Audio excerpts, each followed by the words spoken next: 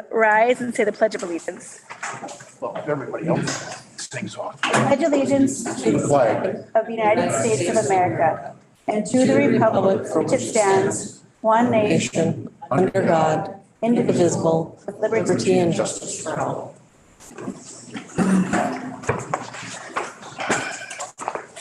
I would just note for everybody who is present that there is a copy of the board materials up towards the front of the room. It is also available online by going to rrps.org. Under the district information tab, go to school book and then board book. Anyone at this point that has an electronic device, please turn it off or turn it on silent.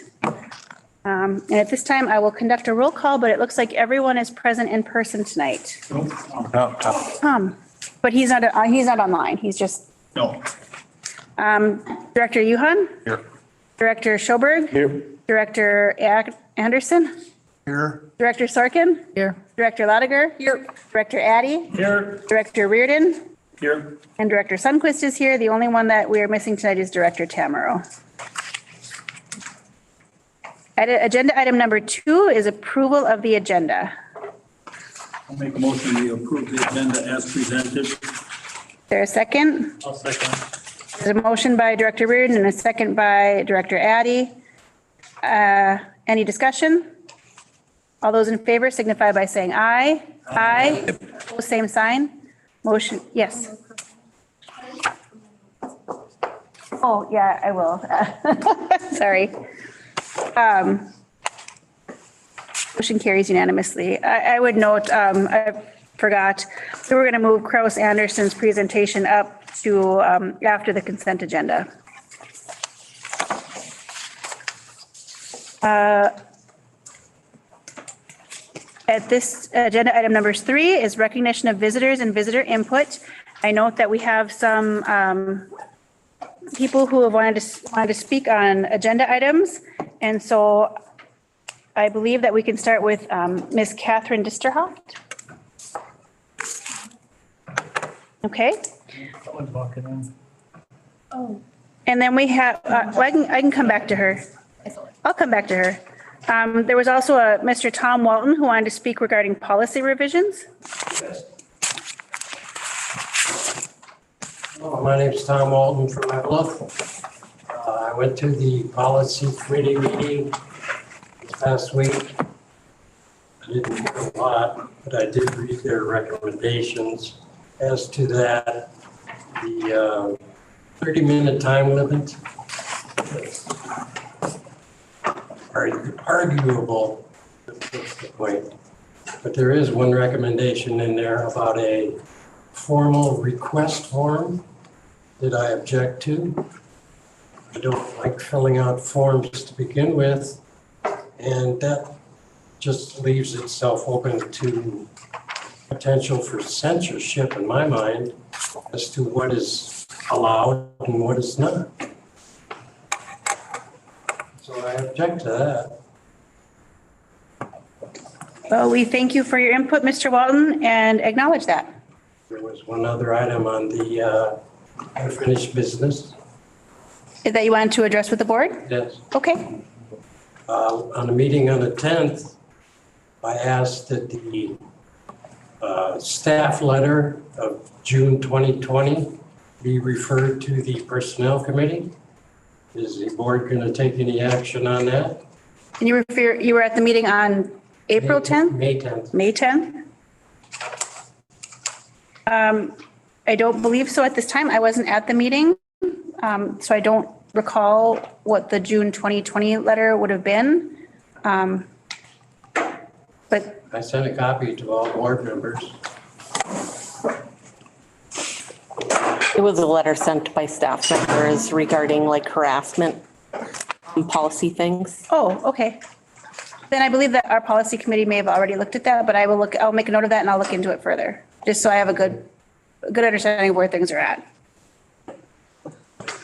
Thank you, Mr. Walton.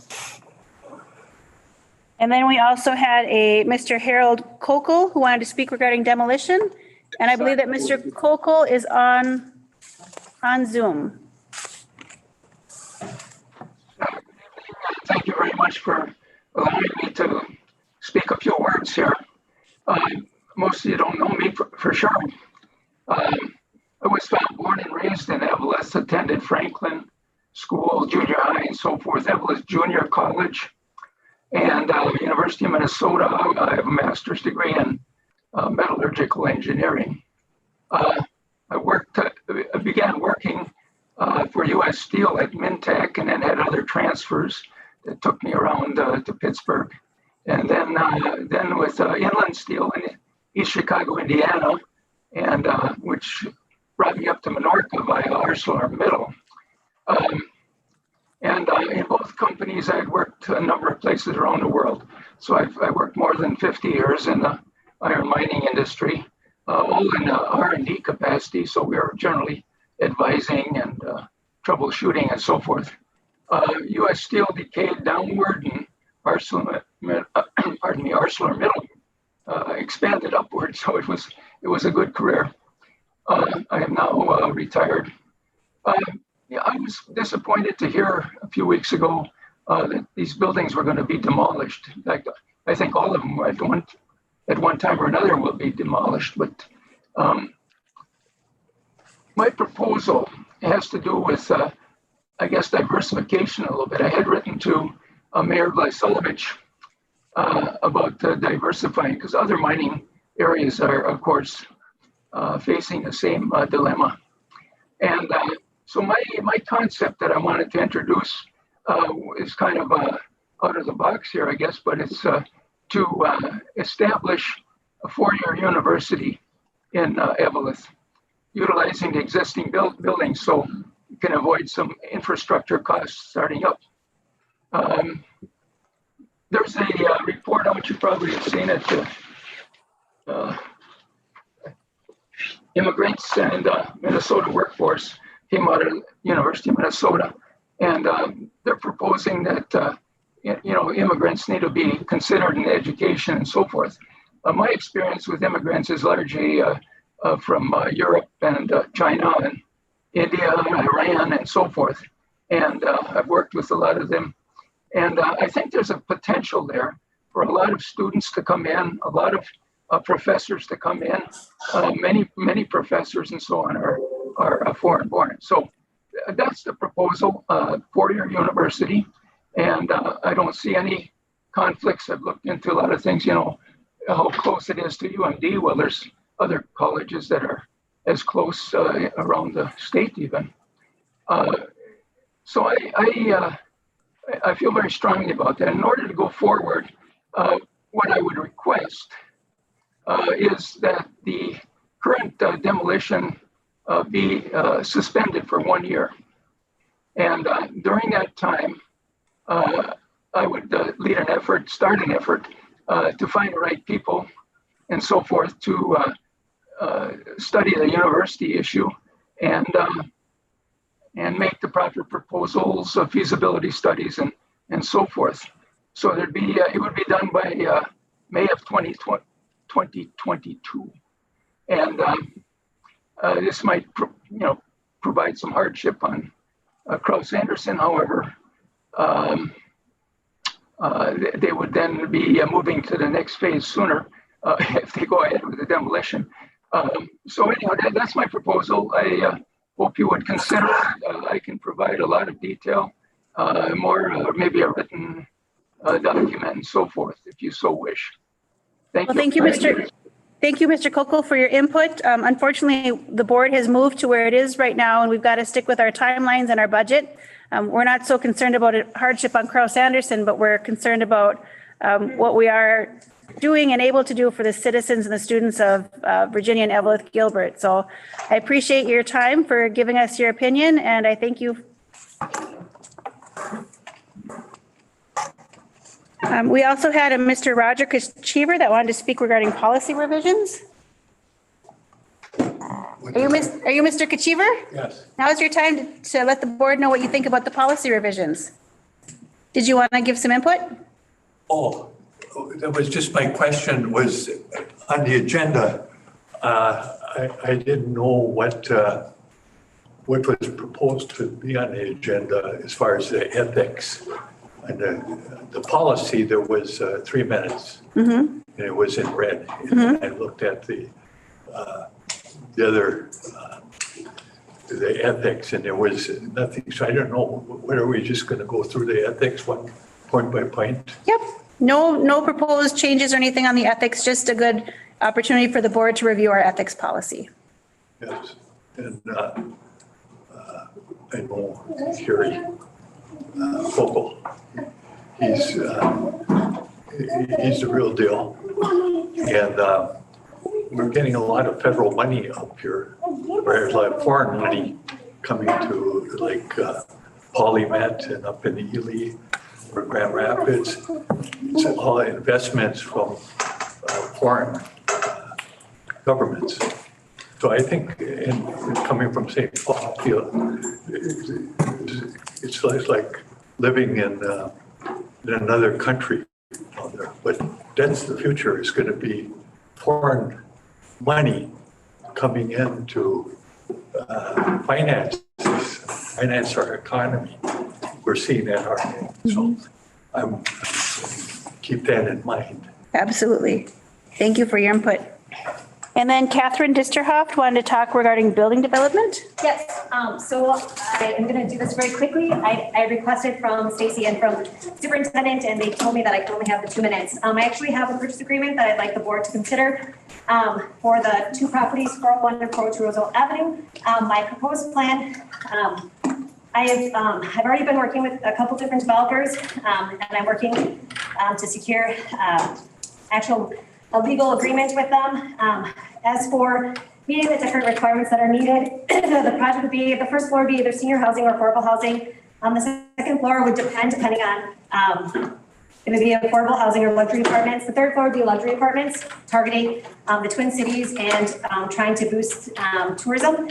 And then also having possibly a commercial kitchen, maker space for rent. And then depending upon the market, with the Chicagami used to be a child care center there, seeing if that's still the need with the 2 additional ones. If not, utilizing that space for something else. And 402 would be storage and housing.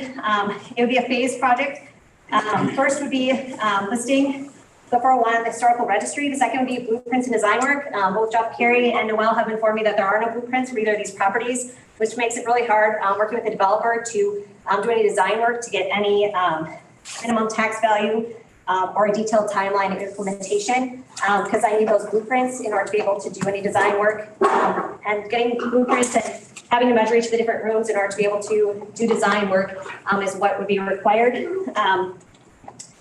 So after the blueprints and design work, then it would be the tax credit deadline, which is both the historical and the federal and the state. This tax credit is September 10th is the next deadline. The child care grant deadline, September 1st, and additional funding sources. As for financing, I would be going after the affordable housing credit, which that would be later on because the deadline is already passed for this current fiscal year, which was May 20th. Then I also would look at energy efficiency. I'd like to put the roof of 401 into a green roof. However, I'd have to have structural engineering to look at to make sure it can bear the weight. And then that area would have, whether you could have gardening space or have a fire pit, so to make it really more of a luxury environment. And then, so the affordable housing credit, the energy efficiency grants and loans, the federal and state historical tax credits.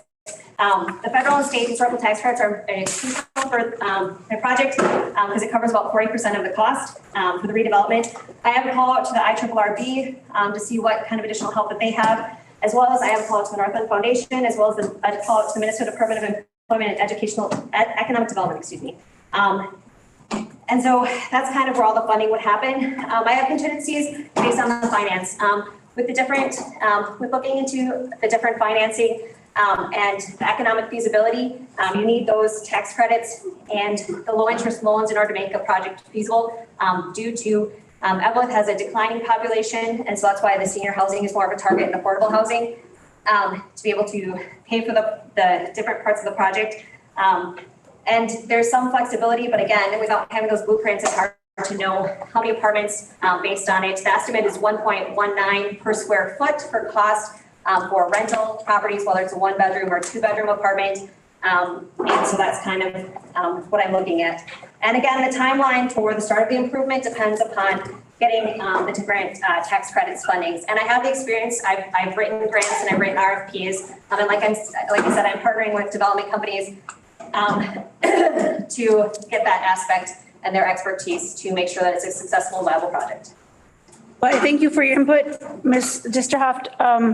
You know, at this point where the board is at on the timeline, we are really trying to stick to our deadlines and our budget.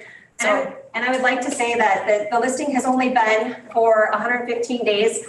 I worked with Albert Realty and they weren't even aware, and they're just the one that's between Evelyn and Virginia. They weren't even aware that the schools were up for sale when I contacted them to put together a purchase offer. So there isn't a time frame. And so, you know, for developers, usually it's a 2-year, like just for the actual like development and doing all of that. And so not even having 4 months to put together a plan, especially not having blueprints. And so I guess what I'm asking for is I have a purchase offer. I don't know if I give that to. that would have been something that would have had to have been submitted last week so that we would have had time to consider it. They're still active listings. So they're still active. And so unless you deactivate them, they're still active and this is legally binding. I don't know that a proposed purchase agreement is legally binding, but we have an agenda item on tonight for approving a demolition bid, and that's where the board is at with this. So I appreciate your input. Thank you. So who do I give my purchase offer to? You would have had to have this, you would have had to have the purchase officer offer plus the 6 items that would have been submitted to the city. Well, I was told by the city to contact you guys, and I only found out about this, that the 2 biddings were for sale about a little over a week ago. It's been for sale for 2 years. I actually know the listings have only been up for 115 days. If you look at the listings, that's up. I agree that the listing may have been, but we've been talking about this for as long as I've been on the board. Yep. And it's been a discussion for quite some time. We've had opportunities where people could provide input on ideas on what we could do with those buildings and things for quite some time now. Well, so I totally understand what you're saying, but I also think that, again, I don't know everything, but I would think that a purchase agreement would have gone to the realtor as well. And it wouldn't be just brought here tonight when it's on the agenda and expected that we do something. Yep, and I contacted the listing agent and they didn't have the blueprints. And so I ended up, like I said, I put together with a different listing agent because I had to go back and forth with the listing agent you guys have. Ms. Disterhoff, I know, I'm just going to tell you that you've had the opportunity to give input. We've responded to your input and that is the end of the matter. We've got a full agenda tonight, so thank you.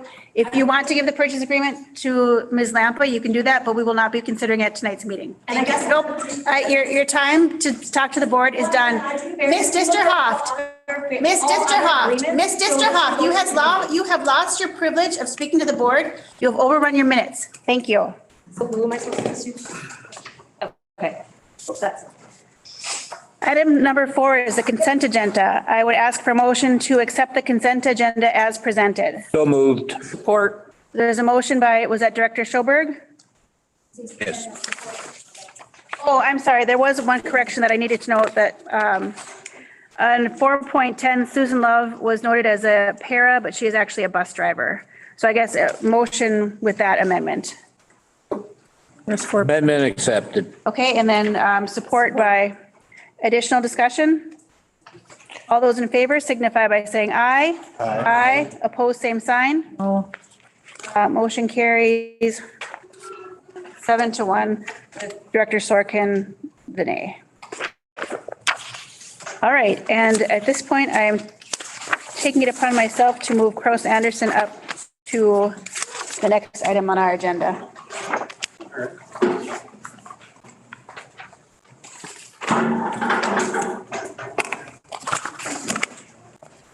You want the main presentation on the screen?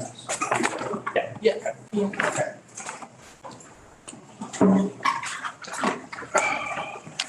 Hello, everybody. Welcome. I'm back. And I won't go over my time. Better not.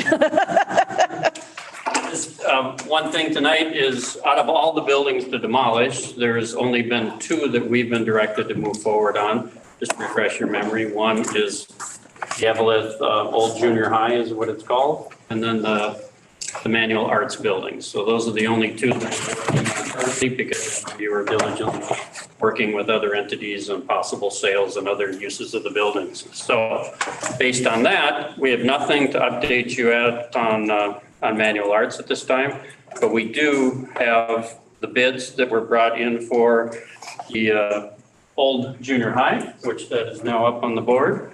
Are you going to flip for me? Do you want to see if it'll work? It's going to go to her computer. Oh, okay. So no. Okay. Thanks. Anyway, so this is the quick agenda I want to go through here. It's just the bidding process where we're at on this project. Again, it is only the old junior high building in Evelyn. And then the bidding review, a quick bid cap of that, and the project overview schedule, and then a conclusion, and then ask for your approval of the demolition bids. You should be able to click now. I trust you. Okay, just real quick for this project, we are at the bidding phase right now. It won't be construction, but destruction, and then we'll have a post-destruction portion on this. And in the review, we had an abatement bid of $112,220. That included asbestos abatement, lead, those hazardous type materials. And we did have a report. If you remember, we had quite some time ago gotten a survey done by Arrowhead Consulting, and that was used as a part of that, determining that bid amount for those hazardous materials removal. And then a demolition bid of $305,000. So that's a total of $417,220. When you compare that to the $7,500,000 that we have in hard costs now, there's additional funds in the soft cost side, but in hard costs, that's 5.6% of that demolition budget. This just shows it in a pie graph type of arrangement here. Obviously, if we can sell buildings or have other uses, then we save those dollars and they can be used for something else. So the abatement demo schedule, hoping to get board approval tonight from you. Award the contract tomorrow. And then we would go forward with pre-construction on the 2nd of June. And then the abatement work would start immediately. It'd be about a 4-week process. Might go sooner on abatement, and if it does, then we just move up the demolition schedule, but we have to get clearance after they clear all of the hazardous materials. And then demo and site restoration right after the 4th of July. The project overview. So we have the abatement of all the hazardous materials. We have the demolition of the building, but this is a key one that I wanted to bring up to the board because it oftentimes gets forgotten. You tear the building down and they leave a mess, right? Or they leave something underground, or they didn't compact it back, and now you go to sell it, and then somebody builds a building on it, and it settles, and they sue the school district, okay? We don't want any of that to happen. So what we did is we very specifically, and it's one of the reasons that the price is a little higher than you might normally think for demolition and hauling out of that building, is we've also filling and grading the site to ensure proper drainage takes place because you don't want water accumulating on the site and cattails growing and things like that.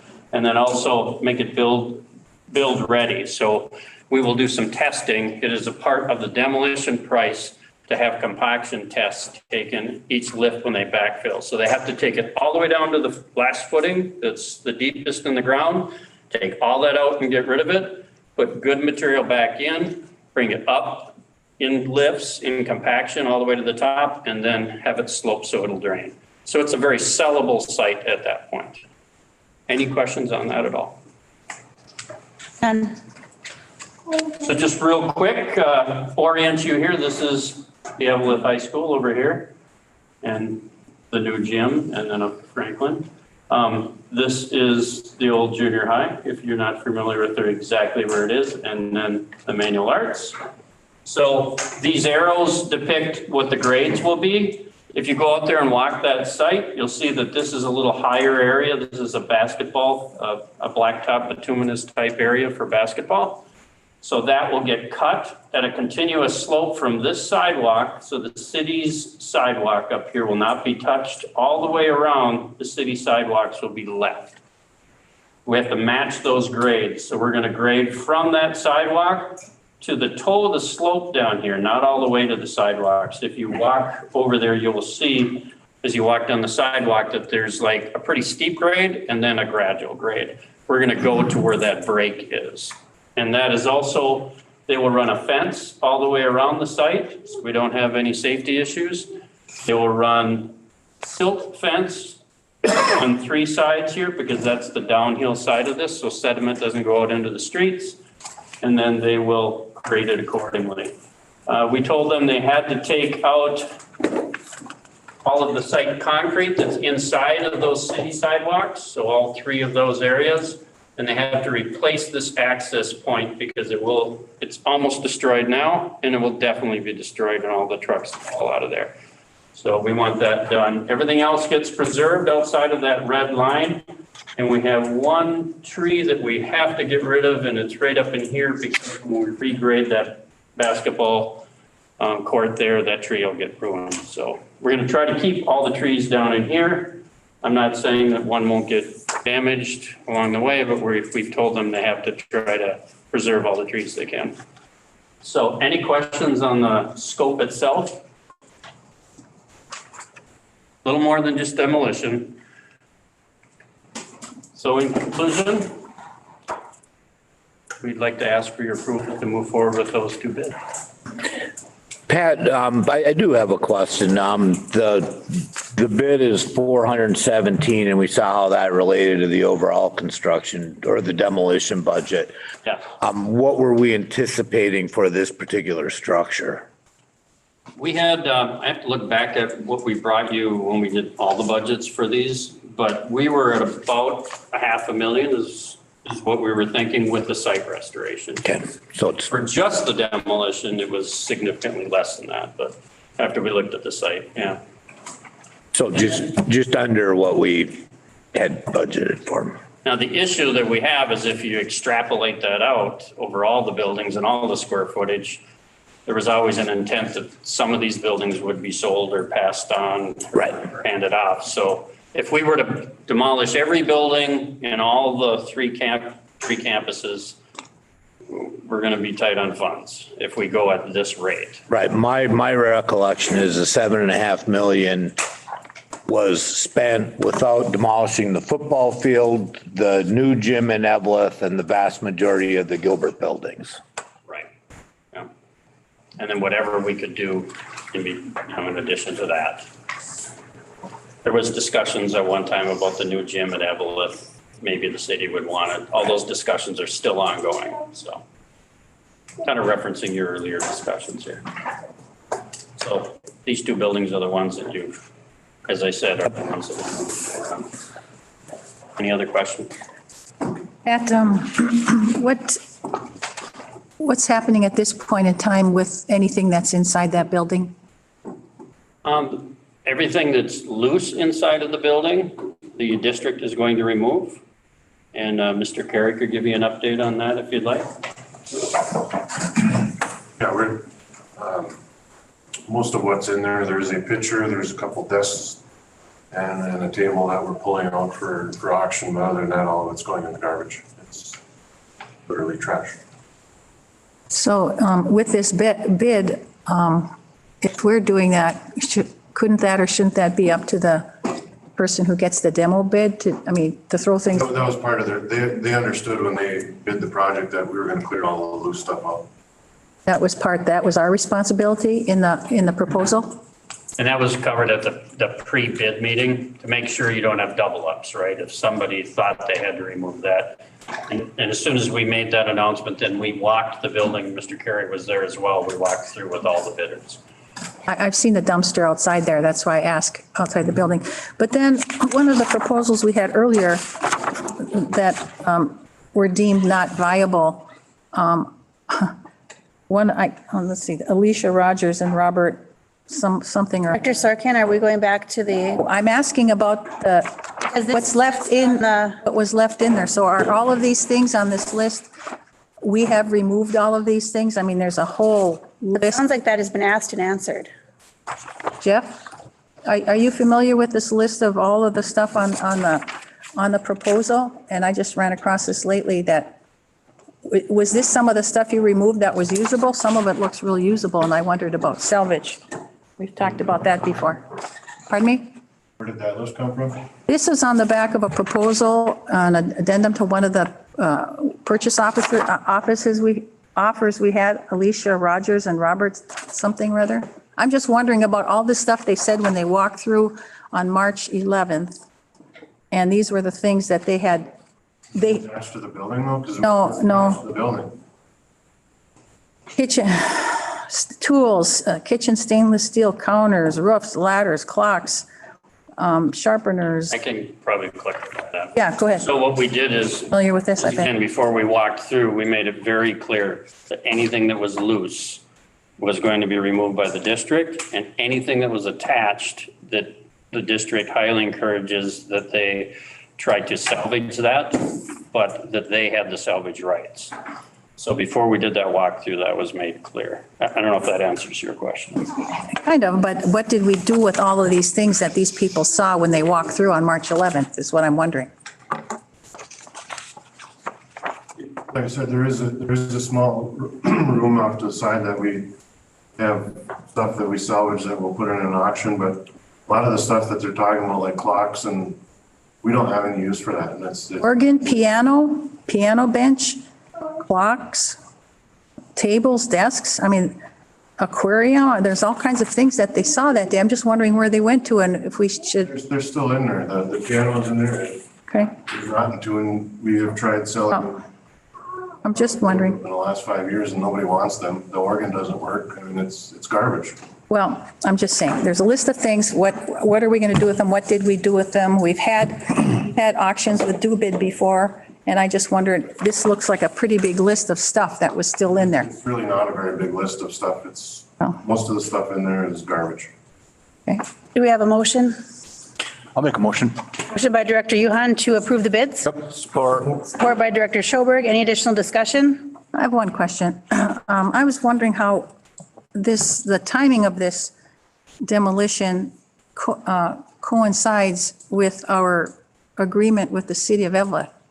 Because the agreement talks about a marketing period starting on May 5th and ending 2 years from that date.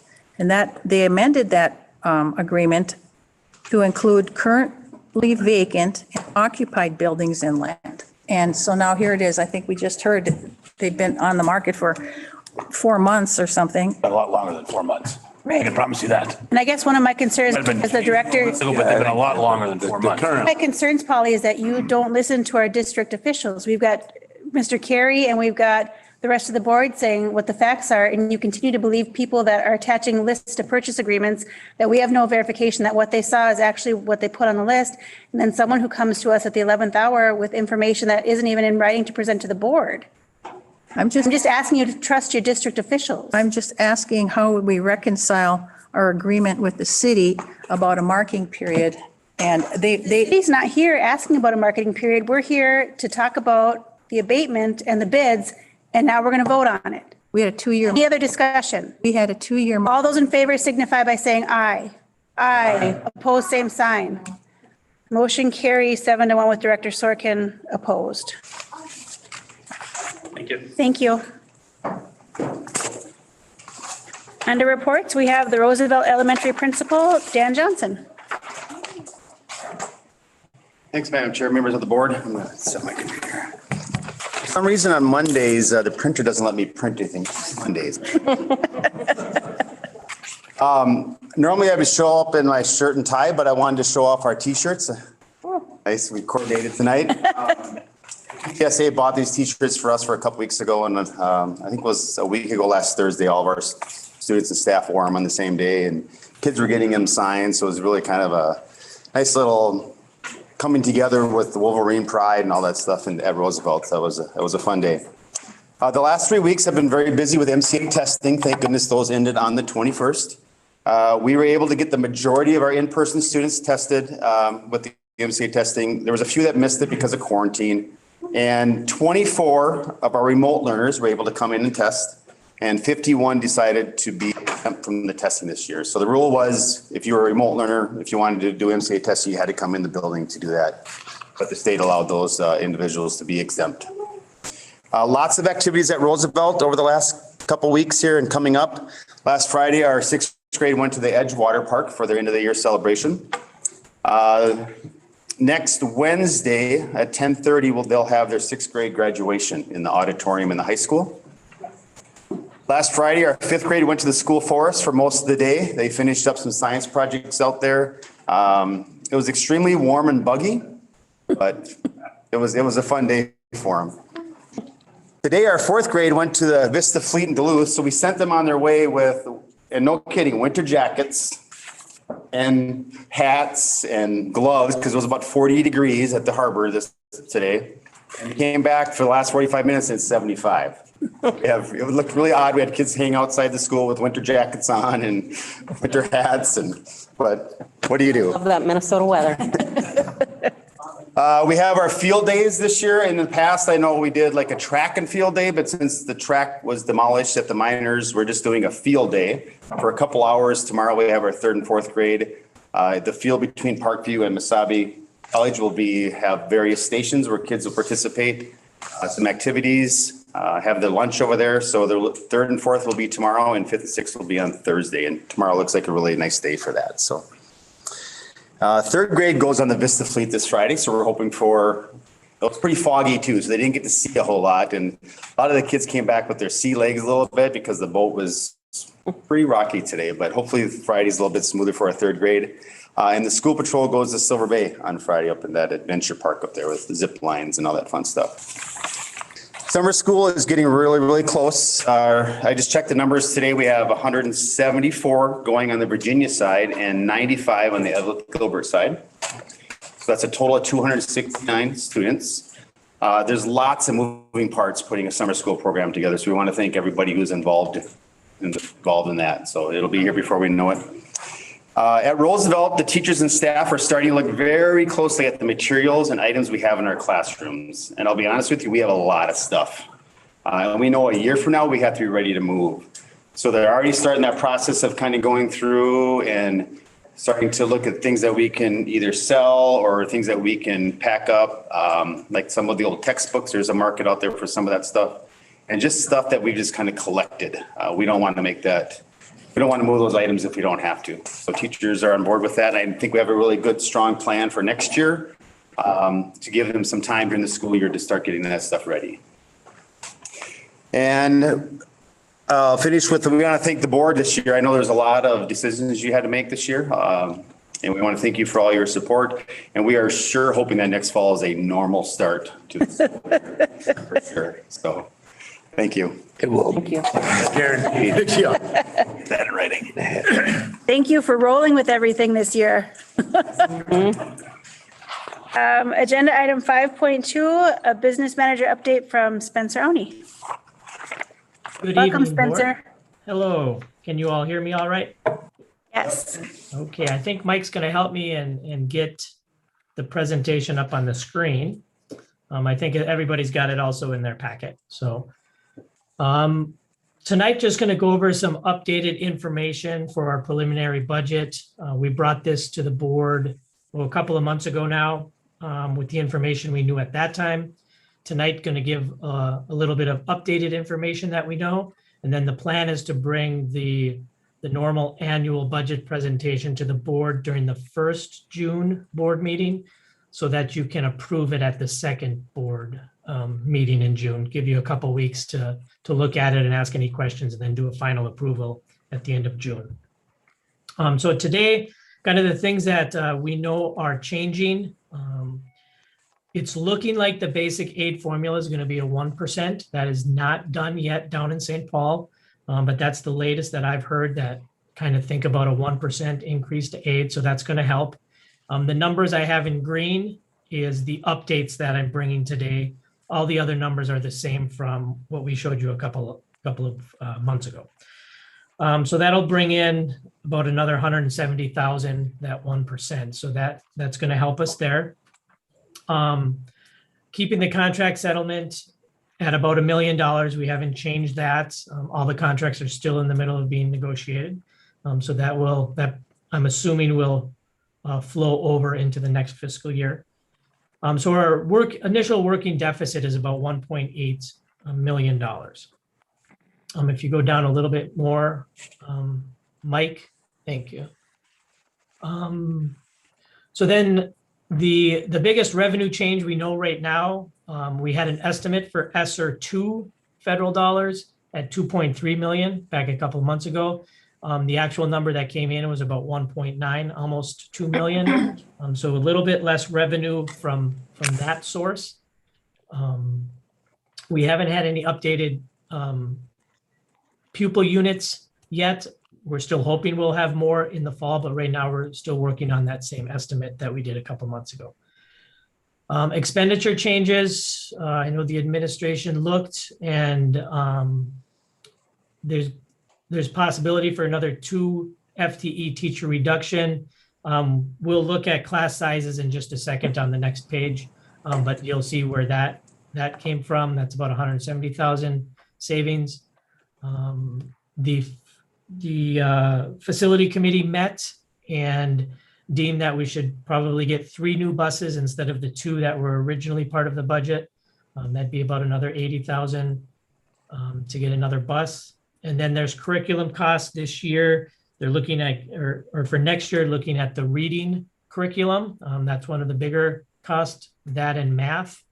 And I would suggest going forward that maybe we look in each budget of putting 400,000 to 500,000 into curriculum. In some years, we may not spend that much, but maybe we set that aside in a curriculum fund balance so that when we have these bigger math and reading, when that cycle gets there, that we maybe have some in a fund balance to help. So we're not taking out of that 1 year. But this year, it's looking like that's about the cost. That's the latest we've received. I believe the teachers are looking again on Tuesday at which curriculum they're actually going to be purchasing. So that's not quite finalized yet. So all said and done, it's really close to a balanced budget, about a 75,000 positive, or adding to the fund balance if everything comes true with these assumptions. We did have before about a 640,000 addition to the fund balance. So quite a bit less than what we looked at two months ago, but the big part of that is the curriculum cost with reading. If you go a little bit further down, Mike, some other good news came through with ESSER 3 federal dollars, and the latest estimate we've received is about 4.4, close to $4.5 million in those. Those funds appear to be able to be used through the 2024 school year. We're still meeting. MDE has some meetings again this week, kind of going over the items that we can use those dollars on. So we're learning more of what we can use those, but we haven't put those into the fiscal year 22 budget as of yet. So we put them down below so we know we still have those. And also last week, we received good news that there'll be some summer school funding coming from MDE of almost $80,000, which should help with summer school. And I know Dr. Schmidt will be talking a little bit about summer school in just a bit. So that's going to obviously help with that and not have to come out of the general fund. So if we'll look at the K through 6 class size, that's the next sheet, Mike. Should be just down. There you go. So we broke these out. The students are what we're estimating we'll have for students next year in each campus. And then the number of teachers in each grade level. I received those from our principals, what they're projecting at each grade. And you can see what that average class size will be. This includes, if we reduce those 2 that I just talked about, 2 additional elementary FTE. So the total average district-wide K through 6 would be just under 23 students per classroom. So I think those are pretty good numbers, pretty much on par of where we've been in the past. And you can see this is pretty even between the 2 campuses, 22.3 and 22.8. which is a good place to be, I believe. So does anybody have questions? Like I said, I'll bring more or the entire budget presentation to the next board meeting to be reviewed and then finalized at the end of June. Expecting more kindergartners in Evelyn Gilbert, according to the census?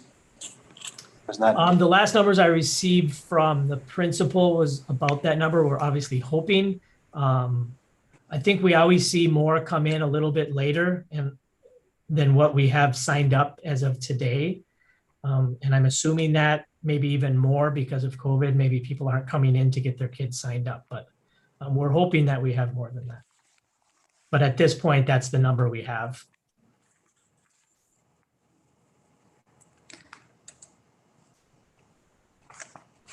I have a question on our reductions, our expense changes on your first sheet. Yes.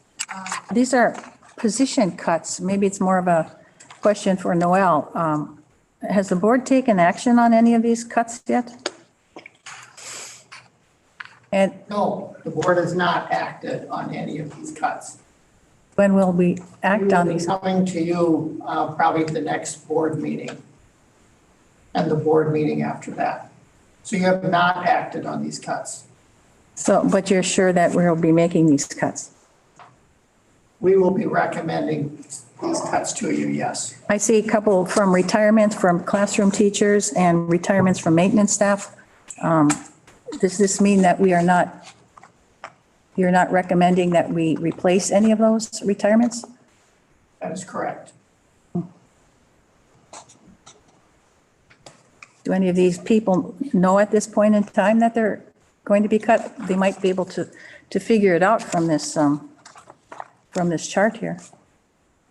Principals have had some private conversations with some individuals, making them aware, yes.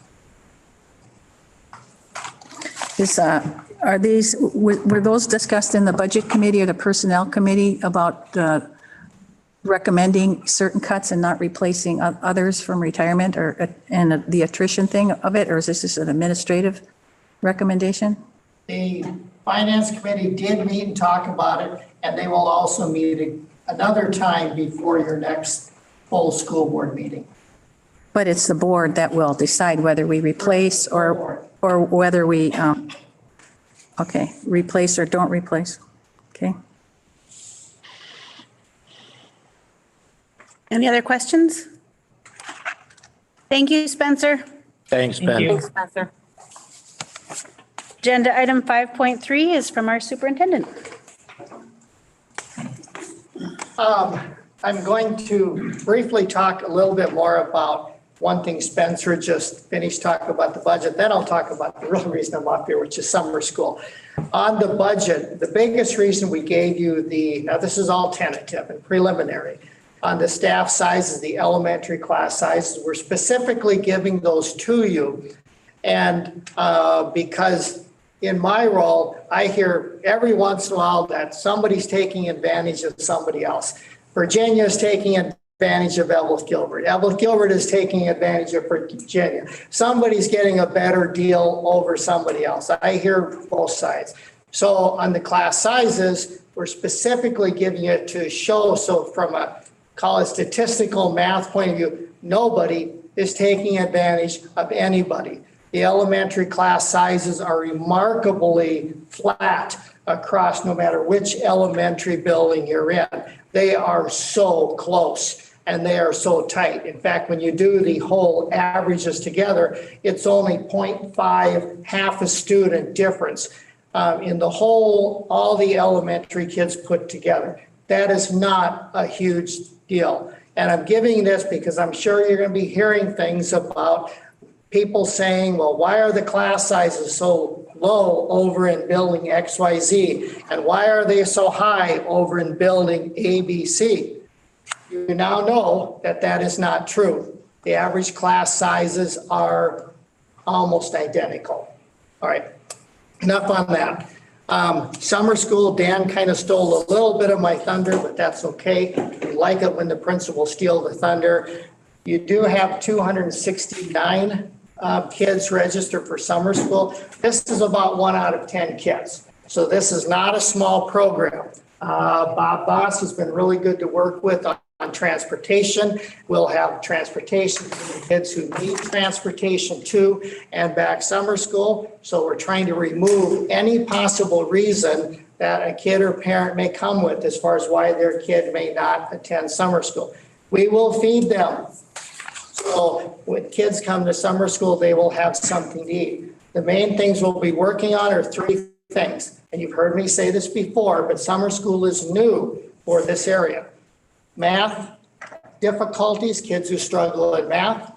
Reading, kids who struggle in reading. And then when we get towards the high school, more of a credit recovery type focus. So the wheels are in motion on that, and summer school will start shortly after the regular school year is over. Any questions on summer school? That's it. Thank you very much. Thank you. Agenda item 6 is regarding the policies. 6.1 is, well, I should just let the policy. Where's Marie? I'm right here. Marie's taken over with the synopsis of the meeting. All right. First policy that we examined last week, or two, on the 18th was the public participation policy 206. You know, there was some questions brought up, and we did some legwork on it and found some things, and we decided that there are a few things that, even though we approved this in December of last year, that we're proposing some changes. And if you would look,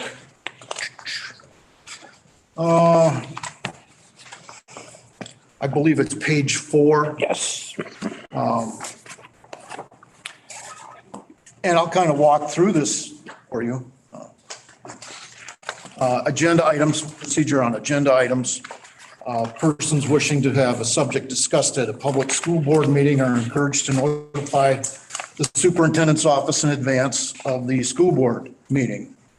Person should provide his or her name, address, and Stacy does have a form on our website for that.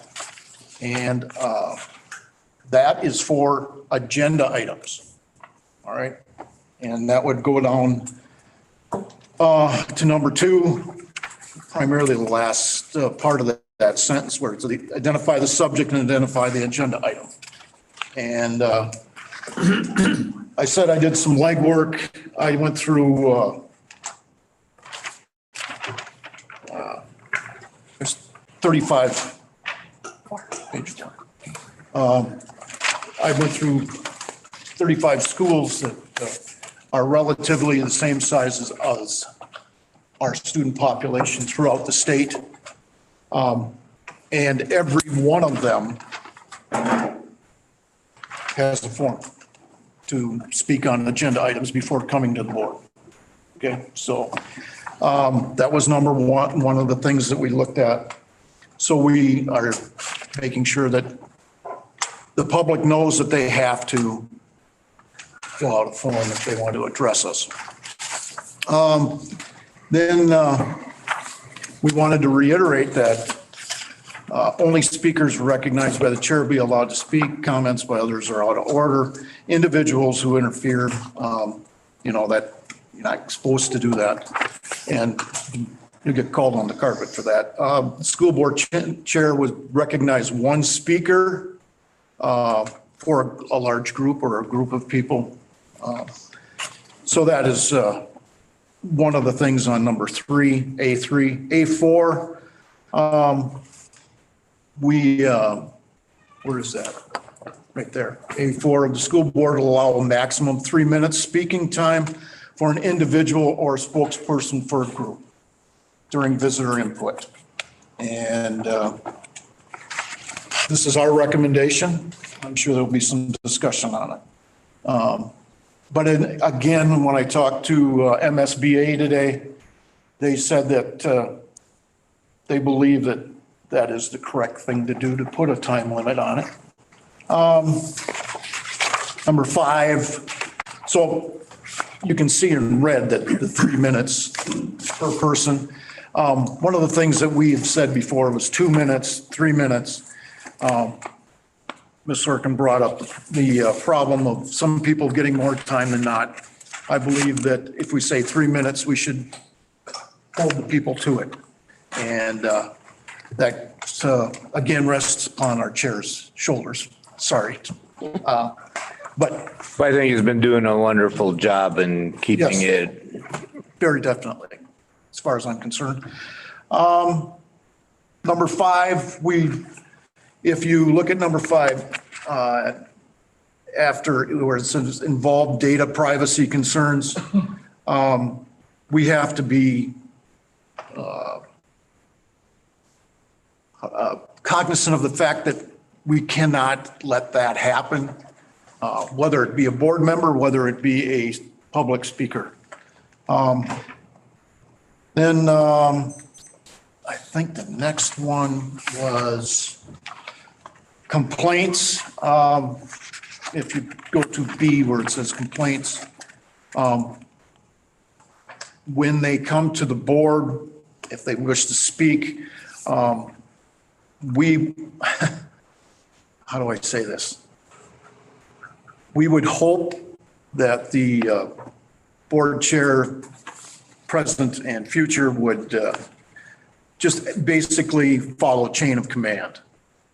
And, you know, you don't, I'll use athletics for an example. I mean, if you've got a problem, you don't go to the superintendent, you go to the coach first, as far as I'm concerned. So there's a chain of command, and that would be one of the things that we talk about. Visitor input on C. Now this is, again, there's another form for this. And the thing is, this is a non-agenda item. So if visitors want to have input, and they don't want to speak on an agenda item, they have to fill out a form and they have to present it to the superintendent and the board chair to be put on the agenda. So there are ways to get on the agenda. There's 2 different ways. There'll be 2 different forms to address the board. And again, 3 minutes per organization or speaker. And then that's about it, isn't it? Yep. How'd I do? Yep. We did have a discussion as well. Polly, you had mentioned about wanting to have an agenda item discussion during the agenda item when it comes up on, you know, the agenda during the meeting, and we didn't think that that was a good idea. So we discussed about having visitor input at the beginning and at the end, or at the end instead of the beginning. And we felt like at the beginning it was an appropriate place. So if people want to discuss something they're concerned about that is on the agenda, they're talking to us before we actually get to that. So we did talk about those things, and those are the recommendations that we're making. And that one of the things that we thought is that if somebody wants to address us, this group, with a topic that is on the agenda, it's better to get it before than after. So The only problem I see with that is that members of the public will have no idea how the discussion will go during the agenda item. And they may have some very serious and important input. And I did bring that up, correct, Marie? Brought that up, that, you know, there may be people that hear something during our discussion through our meeting, even tonight. If they want to get on the agenda, and it's a non-agenda item, there's a process for that. There's a form for that. So we're not telling people that, you know, we're not going to give them an opportunity to speak to us on topics that aren't, well, we're not going to limit people's discussion with us. on just the things that are on that agenda item. They have options to fill out the form and they can get on the agenda, but they have to fill out the form and provide it to Stacy or Noel. You're talking about non-agenda items. Non-agenda items. I'm speaking of agenda items. But if they hear something throughout our discussion, like I said, even tonight, and they want to speak on it, they could get on to the next agenda by filling out that form. But mostly things on our agenda are things to take action on, and once action is taken, many times you can't reverse it. So it would be a moot point to come back and ask to regurgitate or to repeat something that the board has already acted upon. I just believe, and I'm all for openness and I'm for public input. You all know that I've always been open to that, wanting that, keeping, things very, very public and welcoming instead of restricting more and more input by the public. If we have an agenda item and there's some expertise and they don't know how unless that maybe there's a recommendation, there might be a recommendation on an agenda item to do this or to not do this or to take that action, then they might have a heads up of what they might want to say in visitor input. Otherwise, they don't know.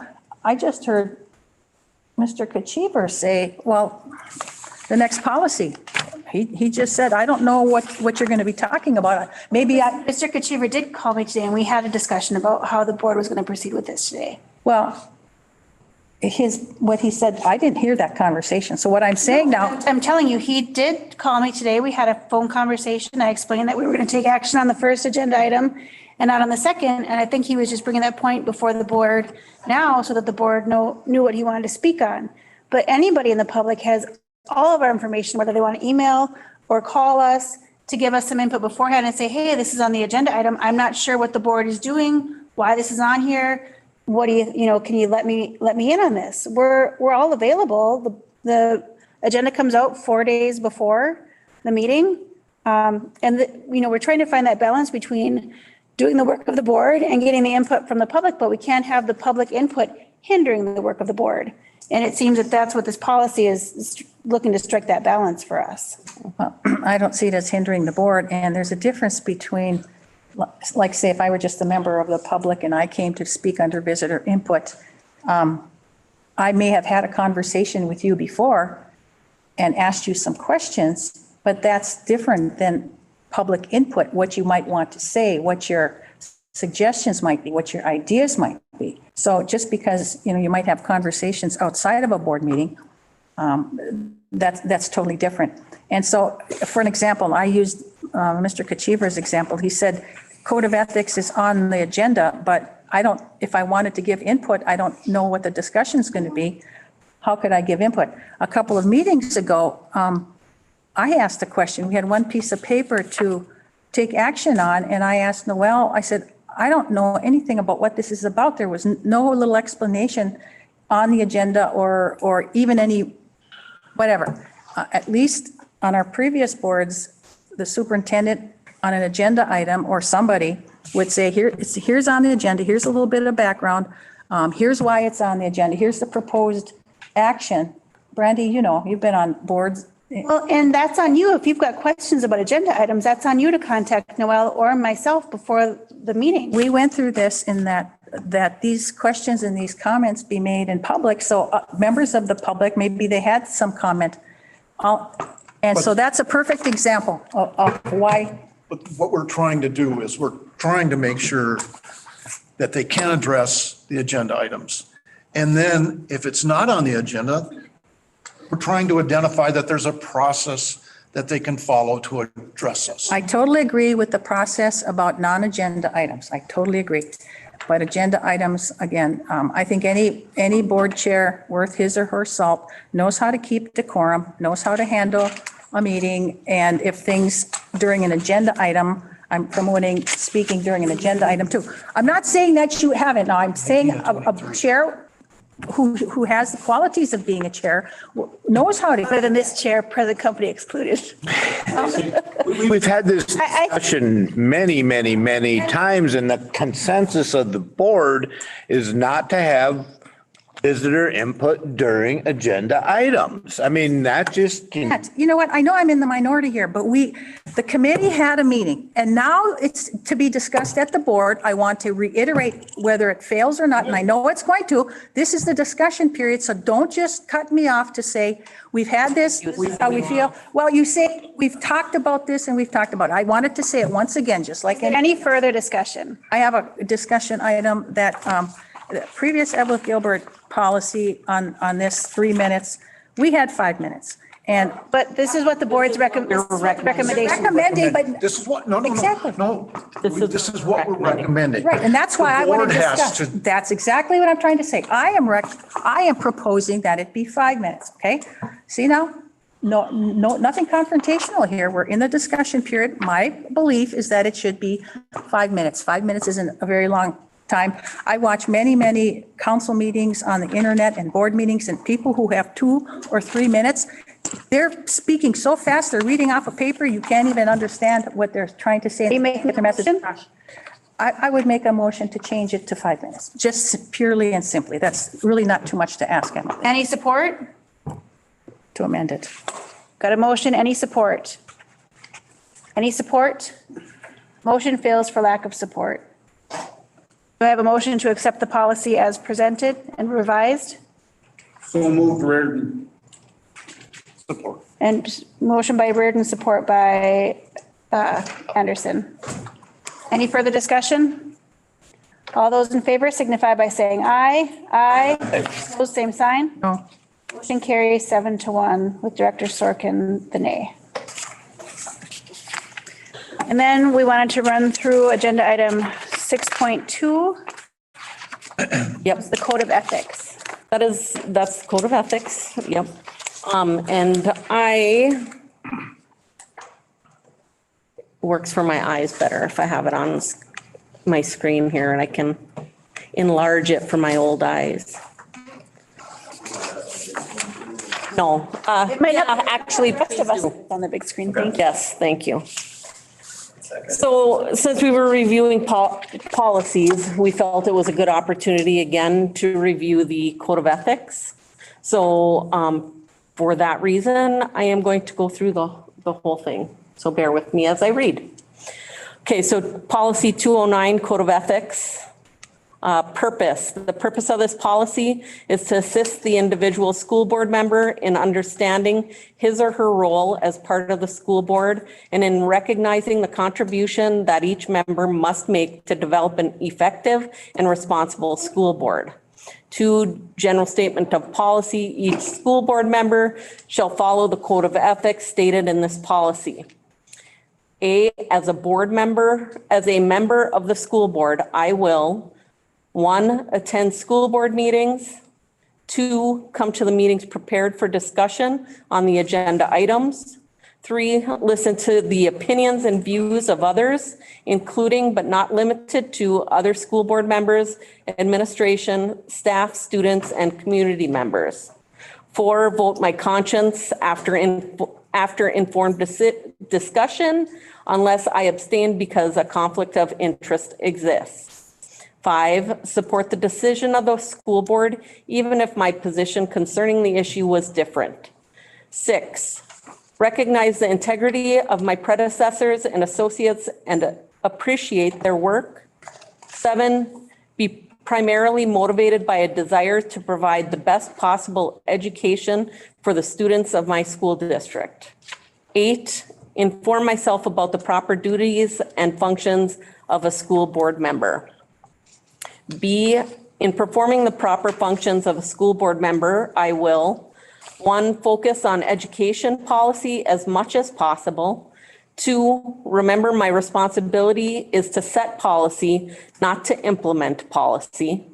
3, consider myself a trustee of public education and do my best to protect, conserve, and advance its progress. 4, recognize that my responsibility exercised through the actions of the school board as a whole is to see that the schools are properly run, not to run them myself. 5, work through the superintendent, not over or around the superintendent. 6, delegate the implementation of school board decisions to the superintendent. C, to maintain relations with other members of the school board, I will respect the rights of others to have and express opinions. 2, recognize that authority rests with the school board in legal session, not with the individual members of the school board, except as authorized by law. 3, make no disparaging remarks in or out of school board meetings about other members of the school board or their opinions. 4, keep an open mind about how I will vote on any proposition until the board has met and fully discussed the issue. 5, make decisions by voting in school board meetings after all sides of debatable questions have been presented.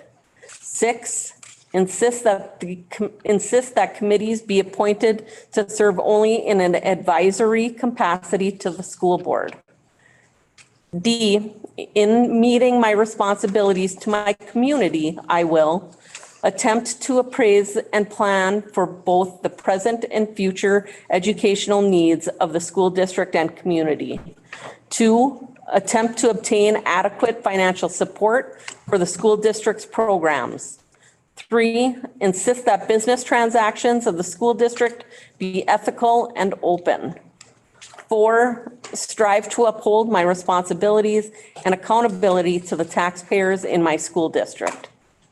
E, in working with the superintendent of schools and staff, I will hold the superintendent responsible for the administration of the school district. 2, give the superintendent authority commensurate with his or her responsibilities. 3, assure that the school district will be administered by the best professional personnel available. 4, consider the recommendation of the superintendent in hiring all employees. 5, participate in school board action after considering the recommendation of the superintendent and only after the superintendent has furnished adequate information supporting the recommendation.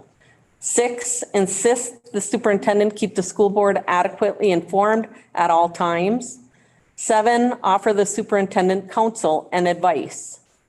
8, recognize the status of the superintendent as the chief executive officer and a non-voting ex officio member of the school board. 9, refer all complaints to the proper administrative officer or insist that they be presented in writing to the whole school board for proper referral according to the chain of command. 10, present any personal criticisms of employees to the superintendent. 11, provide support for the superintendent employees of the school district so they may perform their proper functions on a professional level. F, in fulfilling my legal obligations as a school board member, I will, 1, comply with all federal, state, and local laws relating to my work as a school board member. 2, comply with all school district policies as adopted by the school board. 3, abide by all rules and regulations as promulgated by the Minnesota Department of Education and other state and federal agencies with jurisdiction over school districts. 4, recognize that school district business may be legally transacted only in an open meeting of the school board. 5, avoid conflicts of interest and refrain from using my school board position for personal gain. 6, take no private action that will compromise the school board or administration. 7, guard the confidentiality of information that is protected under applicable law. And then we've got the legal references there for Minnesota statutes. 123B.02 subdivision 1, school district powers, Minnesota statute 123B.09, school board powers, Minnesota statute 123B.143, subdivision 1 regarding the superintendent, and then cross references for MSBA service manual, chapter 1, school board member code of ethics. Thank you. Thank you. Next, under administration, agenda item 7.1 is to consider. We're not, I'm just asking, was the purpose just to read the whole policy at the board meeting? it's a good idea to review it. I'm just asking if that, Refresher. I guess. There's not anything that I we, just wondered why why we read the whole policy at. well, because I think it's important for a refresher, like you said. Did this come from the committee or who initiated this? It was part of our, Who set the agenda for the policy meeting? The superintendent or who? the superintendent set that, Yep, it was on the agenda. and it was on the agenda. I know, you set Code the of agenda? ethics as well And as I set the agenda. Okay. policy 530 immunization requirements. The discussion period, I just like to also say, yes, it's very good code of ethics, and I think it should be applied fair and equally across the board.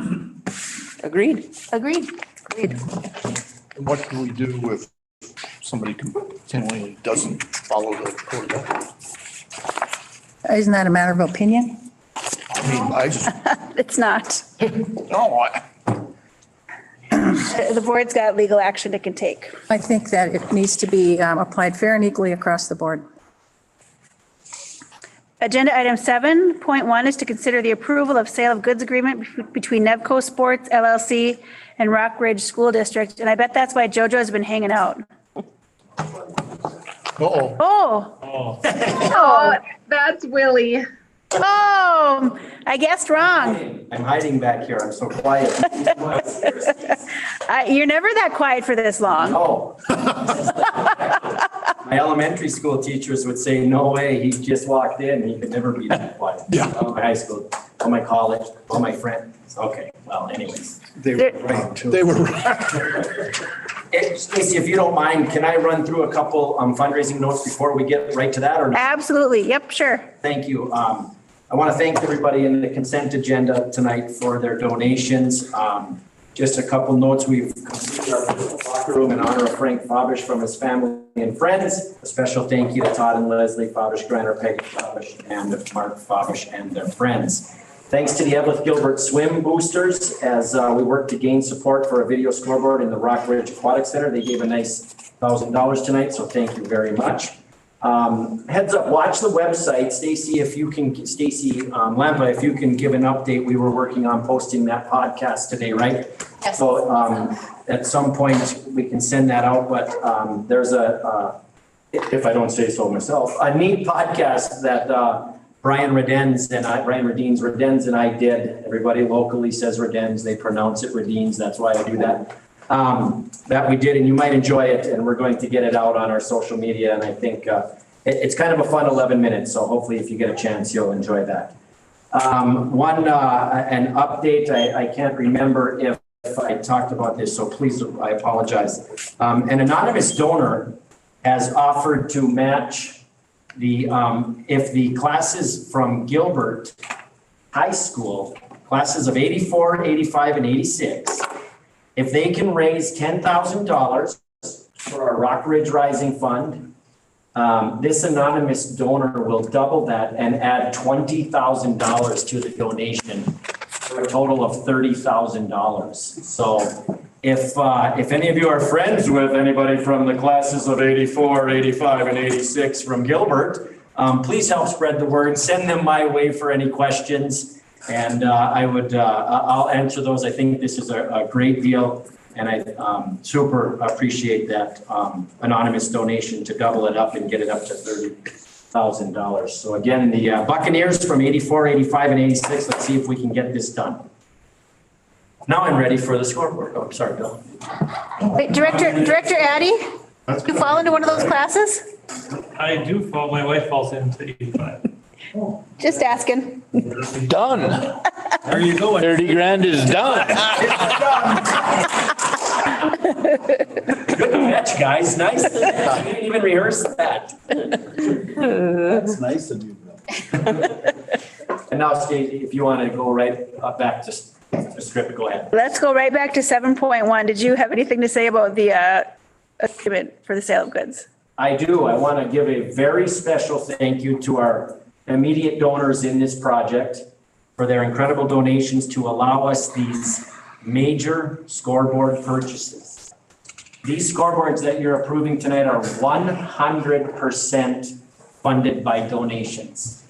None of this money comes out of the project for these scoreboards, and they are, because of these people, they are advanced scoreboards. The main gymnasium scoreboard from the Lundgrens has a large video scoreboard on it. As you can see, I believe that's in your stuff that was provided tonight. I'll just read this. Very special thank you to Allison Krybeck on the varsity baseball field, allowing us a much bigger scoreboard, inning by inning, a beautiful truss on top with Rock Ridge. Thank you very much, Allison Krybeck. The Lundgrens for the large video scoreboard in the main gymnasium, including the obvious main video board, plus the 3 auxiliary boards and a video score table. This is going to look like a college by the time this is done. And the Kersey family, in honor of their father, for the stadium video scoreboard, which will include individual track scoring, and we can show that on the video part. It's going to be incredible. So thank you to those wonderful people who are helping us do this. Just so you know, Murray, if you end up over there or anybody ends up, Grand Rapids is putting up the same exact scoreboard as we speak, if you end up running over. It's beautiful. Yeah, thank you. Good. We were there for True Team last Tuesday. Wonderful, yes. So we're really getting some incredibly highest quality stuff that's really going to make our campus stand out and give our kids and community great opportunities and great experiences. Thank you. Do I have a motion to approve the sale of goods agreement between Nebco Sports LLC and Rock Ridge? I will make that support. So a motion by Director Anderson and support by Director Lotiger. Any further discussion? I just have one comment and good job, Willie, putting this together, and thank you so much to all of the donors to make this possible. But I'm going to say something I've said a few too many times maybe around this board table. To me, it's just unfortunate that there wasn't money in our $180 million budget to pay for scoreboards on our athletic facilities, and we had to get it all paid for by the private sector. And I'll shut up after I say that again. I just have a fiscal question. Did we have any other quotes by any other entities that do this sort of work and have this sort of product? We reached out and talked to many of them, and it's been about a probably 4-month process, and many just stopped getting back to me. Okay, so there was like a solicitation of. Yes. Okay, and I know it's not. The project also did some soliciting too, before me.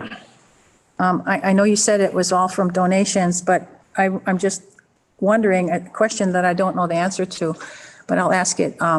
Even though the school is like the flow through or the fiscal agent of these funds, do we not have to go through that bidding process of what's this, $222,000? There's some stages and ranges of purchases, even though they're donations, they're flowing through us? Yes, and that's what Willie have been doing, is talking to the vendors. And the one that you have in front of you is the best deal from any of the vendor that we've talked with. Any other discussion? Want us to stop and keep talking to more vendors and see if a better deal occurs?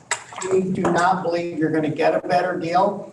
This is the best deal we've got.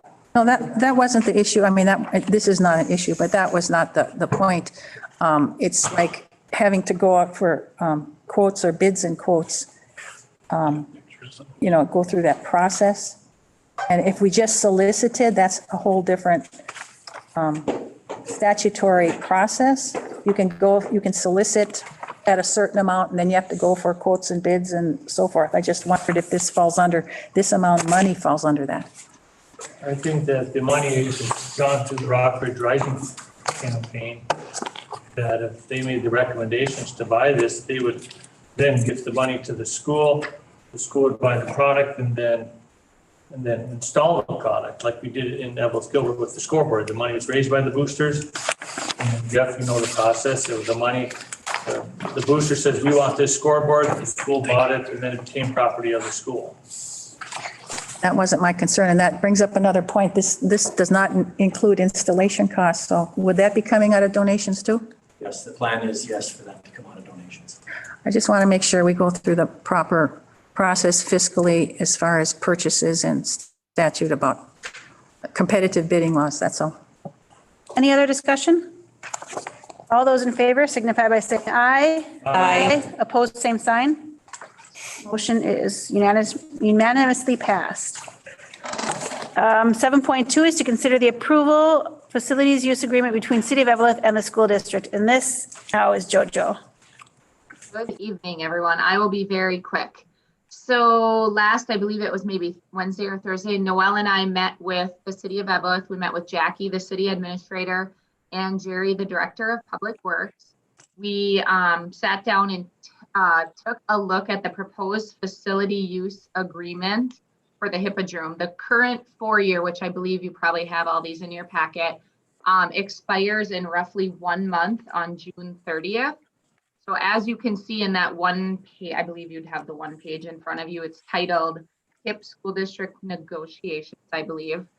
The amounts the city has been charging back since 2007 have been pretty steady and remain the same. There were a few years that it went up there. I don't know if that was maybe baseball using it during a crappy spring a little bit more, or what those hours or the increase, maybe it was something in the that they fixed too. But we're extremely happy being that we know what ice time goes for. So I think from 2016 on there up until now, it was right at that 45,000. So as you can see on that sheet in the blue in the middle there, what the city is proposing over the next 4 years, contract will be fall of 21 through spring of 25, I believe.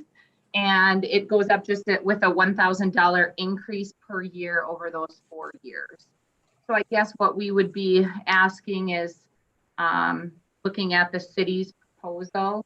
If it were approved here, if the board approved it, then we would go back to the city. They would draw up the agreement contract, and then I believe the city council also has to look at it. So. I have a question, JoJo. I mean, does this consider, I mean, we domiciled 2 varsity programs, the boys and girls at the HIP, and that's going to change now that combined there's 2 programs. I mean, there were 3 varsity programs this past year. There are 2 next year. I mean, does that, do we need the same amount of hours, and how does that fit into the discussions that we're having with the City of Virginia? That is a great question. Noelle could speak a little on the City of Virginia, I believe. But as for the Hippodrome, I think we were kind of maybe not shorted on ice time, but this equates to about 3.5 hours per day, probably. It's boys and the girls in all of the games, and then baseball in the spring. I don't want to speak because I won't be here next year on exactly what the model is going to look like, but to address your question now, with the girls and boys, maybe it would be boys practice the first half of the year at the HIP, girls are at the MEC, and vice versa, which would seem like it would be half the price. That's all we would need. But and I don't want to speak for the coaches either, but looking at our girls and boys program over the years, there were some years we had low numbers. There were years where they did a combined practice with varsity and JV. And with more numbers, and they were just squeezing in enough between the girls and boys, and the girls have super high numbers, and even more. I think the 7th graders going to be 8th graders coming up, and we only lost 2 or 3. They're going to need the 3.5 hours, 3 to 3.5, I would say, to get a good varsity practice in and JV to follow, if that helps answer your question. And members of the board, just adding on to that with Virginia, and you will eventually get total contracts from both entities, and you're the school board. You can do whatever you want, but it's going to be my strong recommendation. And we've talked with this, Josh and JoJo, that on the hockey, the sharing of ice, we got a girls hockey program. We got a boys hockey program. Who is going to be where? This goes on the theme of nobody taking advantage of anybody and everything playing fair. So we are going to be recommending very clearly that both of the hockey programs, that we will use both facilities. Even though I know Virginia is opening up with a new facility, and it's new, and that's going to draw a lot of attention. The HIP has a lot of history, and a lot of teams, frankly, they want to play there just because of the history there. So we are planning on a system where the boys and the girls are both using both facilities and then switching at some point during the year. We don't know how that's going to work. If it's every couple of weeks or half of the season, they switch. So the girls are playing games at the HIP and also at the new Virginia arena, and the boys vice versa. So we're thinking that that's the best for the total program and for the well-being of all of the communities involved. Do we know what Virginia is going to be charging for ice time? No, we talked to Brian Silber, and after saying him that he liked us better than anybody else and that we should get the best deal in town, he was still cranking the numbers to looking at, because I'm hoping we get a good rate, but he did not have the rates yet when we talked to him. It's coming.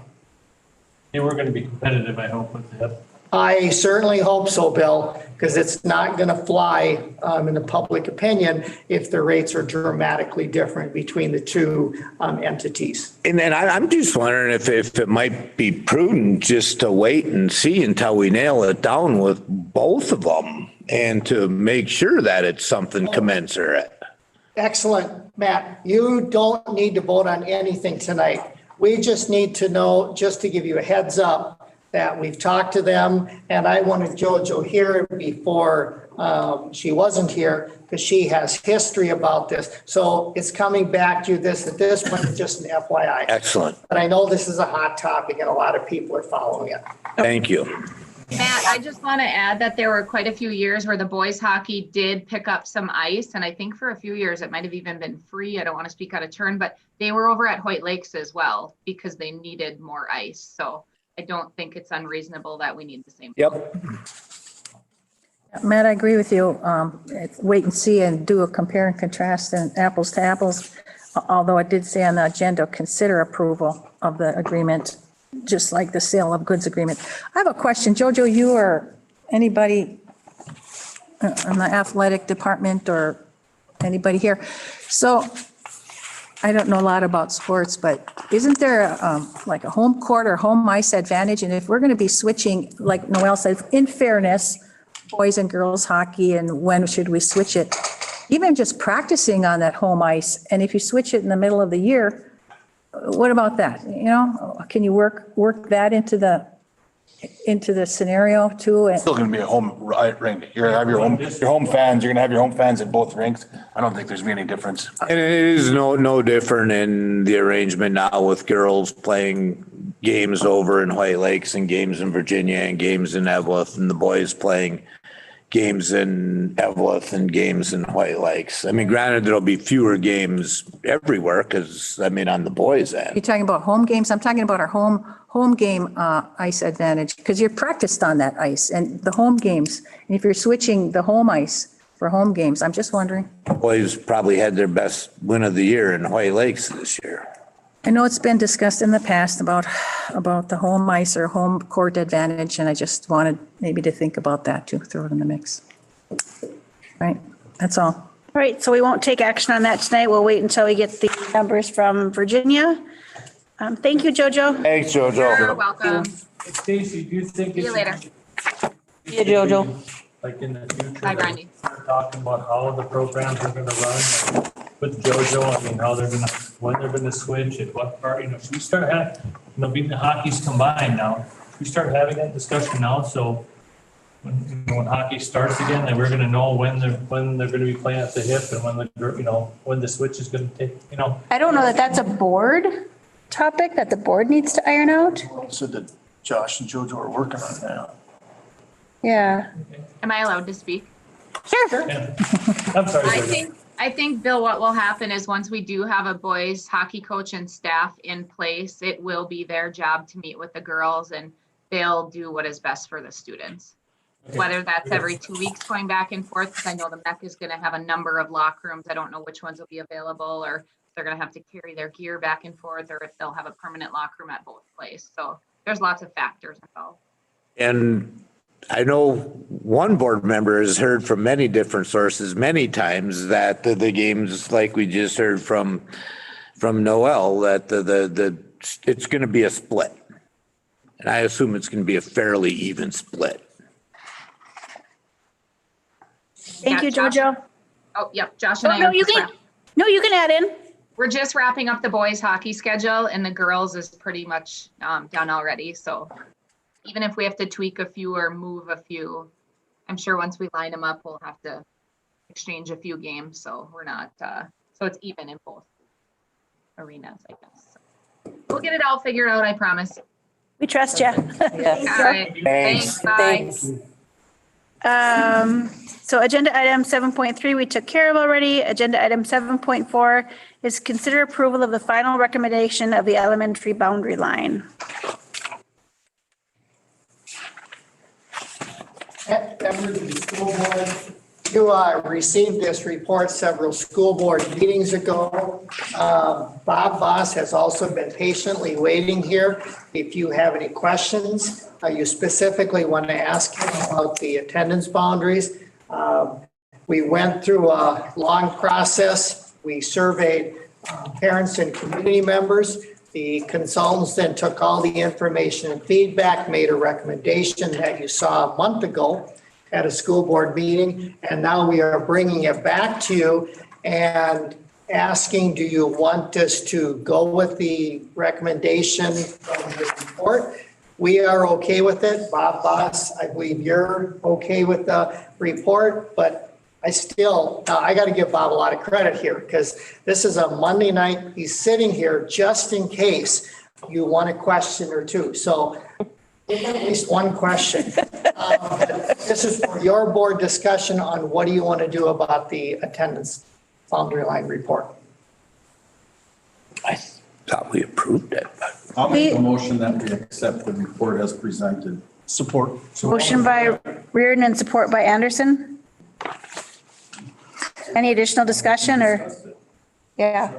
So the discussion was to, recommendations by the firm was to have that the Ellis Gilbert Elementary, we'll just say that all students living within the district of Gilbert, West Evlith, the Addison areas to the south, Dale Township, and students open enrolling in St. Louis County Schools, southwest of Cherry, blah, blah, blah, blah. That would be the boundary, that would be the recommendation that we would. Okay. I'll support that. So I have a couple of questions. So the budget recommendation of 3 new buses, how does that work into any one of these scenarios that we pick? Any one of these, the buses are just for replacement. Some of the Evelyn buses are just way past their day and they just need replaced. Okay, so we're not adding anything, we're not taking away from anything, we're just replacing. Okay, so at this point in time, we may need more buses later. I hope not. Yeah, well, I hope not. I would say with no walkers and everybody's going to have to be bused, maybe we'll have to have some more buses. Polly, the one, when we discussed that at the facilities meeting, also, one bus we probably could have extended a year, but it's kind of iffy if it would last the year to get into next year's school bus bid. So we decided to play it safe and purchase it now while we can get some money for it on a trade. Yeah. No, I have no problem with that. They need to be replaced. They need to be replaced. I just wondered the other impact. And then, so I don't know, on the Evelyn Gilbert board, at least we talked about this previously, but the Midway students on that scenario, they would be going to Virginia and they would be traveling way farther than if they went to the elementary. The elementary students went to the closest elementary just a few blocks away. Now, I didn't do the math because I don't have to. I just know that 5 miles one way is 10 miles for all those Midway kids. 10 miles a day times 5 days a week times how many days at children are in school, our students are in school, times what does the cost of diesel or gas cost, and more wear and tear on the buses going further, going across that big bridge, who knows? Before the first month was over, there was an accident on that bridge with bad weather. But I'm thinking, we talked about efficiencies when we first started talking as school districts before we were consolidated. The transportation issue was one thing that brought us together to begin with about how can we save money? We can save money with transportation and maybe with sharing administrative services. And to me, this is going to cost more to ship those kids, put them on the road. That, it's a safety issue, it's a financial issue. I just can't see, I think that's a lot of money that's going to be wasted instead of sending them to the one right up the street and maybe adjusting some of these other numbers of 2142 or Mesabi East or something going to the Virginia Roosevelt, as far as mileage and miles and everything I said. The kids from Midway are already going to school in Virginia. Well, but now we're one school district. We are a consolidated school district. So now with all of our. Any safety issues, or it's not going to be extra transportation costs or anything like that? To ship them, all those kids will have to be on a bus, and to go 10 miles a day. They're already doing that. Well, when they can now with a new school.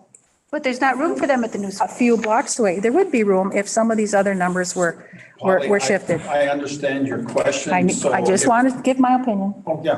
So if we move the kids, just thinking outside, we move the kids from Midway to go to the new elementary here. Huh? Laurentian, okay. So if we move the kids from Midway to go to Laurentian, and then we start busing kids from 2142 Cotton or Mesabi East, we're going to be more miles. We're going to be putting kids more miles. Well, They balance the students in the schools so that the schools could be working at a good capacity. And that's all I have. That's a different premise, and that's a premise, a logical, and that's a valid premise. But my premise is, if we do it differently, and the way I think it should be is that to save money and not spend extra money. We could save money by doing it differently. That's all I'm saying. And what Director Reardon says, I think is exactly true. And another thing you have to consider is losing the open enrolled students because they have to spend a lot more time on the bus and they have a longer ride to begin with. So you might save some money. You certainly would save money simply by moving having the Midway students going to the Laurentian Elementary, but it just isn't feasible. And I think the consultants and everyone has done a very good job in coming up with this plan. Agreed. I think the Mesabi East, once you hit Gilbert, it's a horse apiece to either go to Virginia or to come to the new schools in Evelyn. So any additional my opinion. All those in favor signify by saying aye. Aye. Opposed, same sign. Motion carries 7-1 with Director Sorkin voting nay. Any unfinished business? None. We'll move on to meeting announcements. The next regular meeting of the board will be June 14th, 2021 here at the Spectrum Health Building at 6 p.m. And just to remind everybody, masks are no longer required at school board meetings. And with that, I would entertain a motion to adjourn. So moved. Support. All those in favor signify by saying aye. Aye.